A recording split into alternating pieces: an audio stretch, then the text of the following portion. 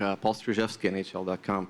A two-part question, if I may. You coached this team in Vancouver, where you beat the Russians 7-3 and probably may have put up the best display of Canadian hockey in the first 24 minutes after you took a 6-1 lead. Please rank those 24 minutes in like on your list as far as what the team has done on your watch, and do you think it's critical to apply that same sort of pressure from the early start tomorrow? Well, I mean, obviously it was a good outcome for our team. It was in a crossover game. If you don't win, you go home. I mean, it's a big deal, especially when you're the host country in the Olympics, to say the least. You know, I thought our team was well prepared. I thought we were nervous on the bench. We came out and things bounced well for us, and we got ahead and we kept rolling.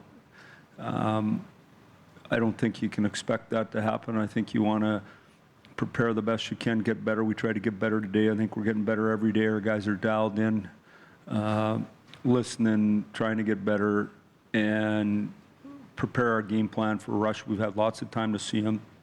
Bill Peters and Mish have done a real nice job on all our pre-scouts.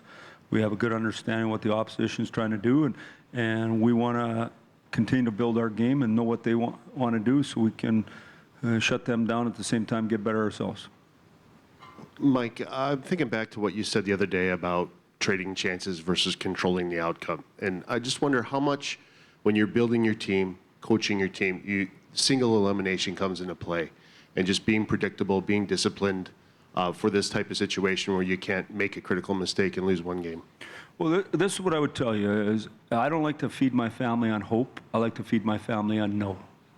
I don't like surprises, not on Christmas, not on my birthday. So I don't want any more. I want it under control. Ken, do you have a mic back there? Mike, just wondering, do you know why winning follows Corey Perry around so much? And is it important to you to have guys in this program that have won at every level the way he has? Well, I think it's important to have winners, period. And what you look at our group is we have a lot of determined people that have been in a lot of good situations and learn how to win and expect to win. And I think in the big moments in your life, the best of the best deliver, and they think they're going to deliver. They don't know why, but in their heart and in their mind, they just know they're going to deliver. There isn't a guy in our room that doesn't think that. In the back, and then we'll come to the front. Mike, how do you evaluate the rivalry between Russia and Canada compared with the past, with the old USSR? At the time, it was different systems. People didn't know each other. There was a part of unknown when teams travel in the other country. Now it's totally different. Does that impact the nature of the relationship, and if so, in what sense? Yes, but I mean, in '72, I was living in Leaf Rapids, Manitoba, and I think it was 9 or something like that, if I'm not mistaken. Yeah, 9. I'm 6'3". So I mean, I don't have the kind of history to talk about. I just know that it was a big deal for Canada. My teachers were pumped up. We're all pumped up when we won. Things have changed a lot. Hockey's gotten way better. The game today is night and day different, and you can go back and you can talk about how great those players were in their generation. This is a different time. It's faster, it's better, it's more organized, it's harder. So to me, to compare them is different. In saying that, when Russia plays Canada, I think it's a big deal, and you want to have success. They want to have success, and we want to have success. Only one of us gets to leave tomorrow happy. In front. Hey, Mike, you talk about the pre-scouts that your assistants have done.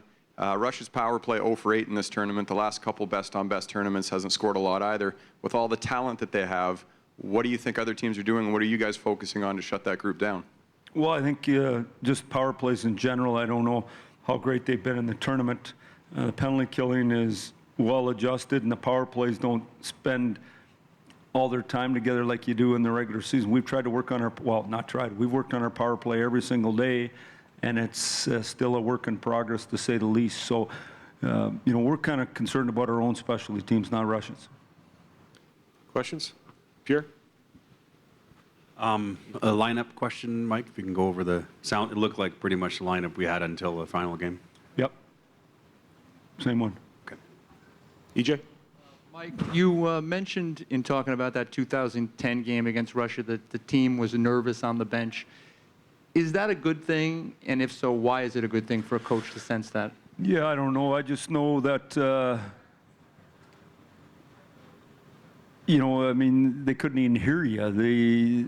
They were focused. They were dialed in. I don't know. You want to be, I think, emotional. You want to have a certain amount of anxiety. You want to be under control. So what's that perfect fine line? You want to walk it. And so, you know, I thought early in the American game we didn't execute at all.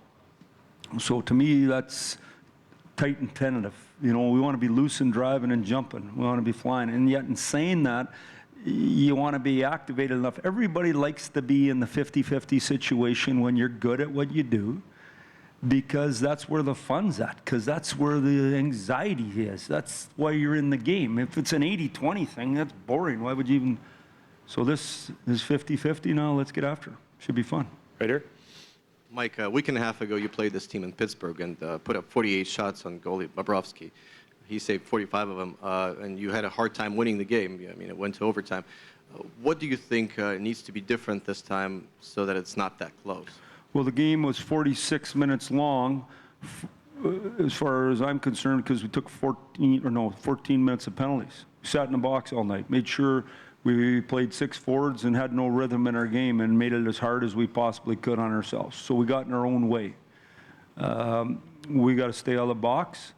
We got to let our players play. We know what they're going to do. We know what we have to do. Now we got to get out there and play.